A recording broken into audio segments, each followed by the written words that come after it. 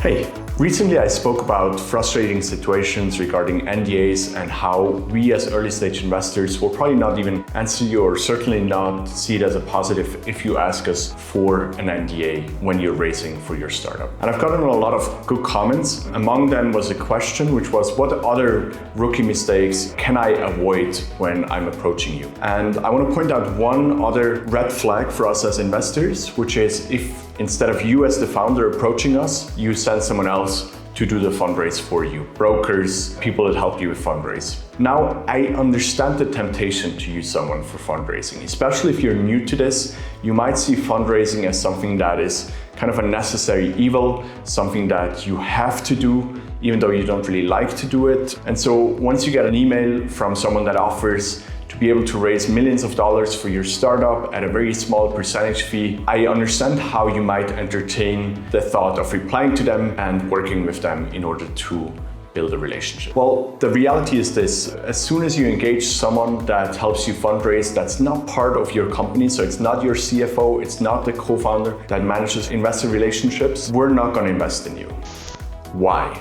Well, for one, investing into you and you accepting our investment is like entering into a marriage. It's going to be a partnership that's going to be here for the next at least 1 decade, if not more. And so it's important for the two of us to build a relationship before we enter into this marriage. So for us, it's very important that you take the time personally to build that relationship with us. And as we go forward after the first couple chats with you, we will do the same, and we want to build the same relationship with your co-founders, because we do believe that we're going to be partners for the next 10 years. We both deserve to have a direct channel and not go through some third-party intermediary.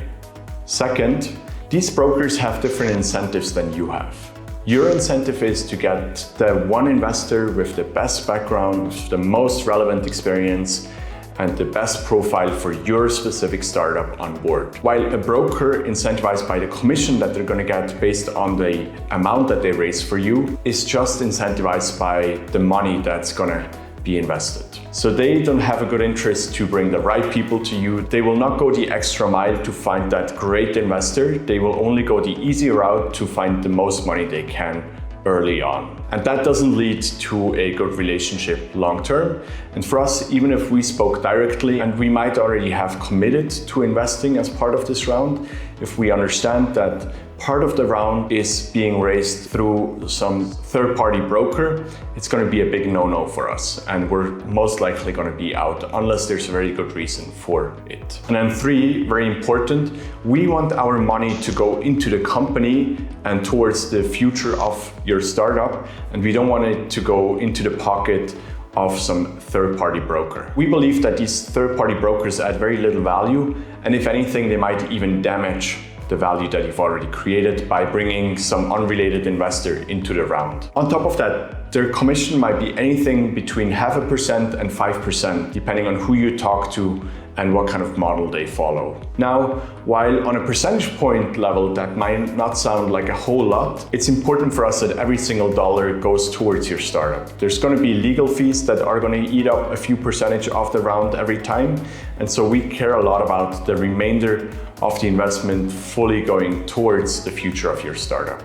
Now, I'll cover in future videos a few tricks on how to approach fundraising for the first time if you're just starting out. But just remember this from this video, it's your job to do fundraising. You can of course consult with mentors, and ideally you already have investors that have experience that can guide you through this process, but do not work with a third-party broker. So in summary, why will we not invest if you're using a broker to fundraise? Number 1, we want to build a relationship with you. It's the two of us that are going to be working together for the next 10 years, and there's no room for a third party to play the telephone game between the two of us. Number 2, a broker doesn't have the same interest as you. They are just interested in raising as much money as possible, whereas you and your startup are interested in raising money from the right party at the right time with the right experience and the right skill set. And then number 3, because we want all the money that we put into this round to go towards the future of your company and not into the pockets of some third party. Hopefully this was helpful. Hopefully this shines a bit of light on why we might not entertain a conversation with you if you're injecting some third party broker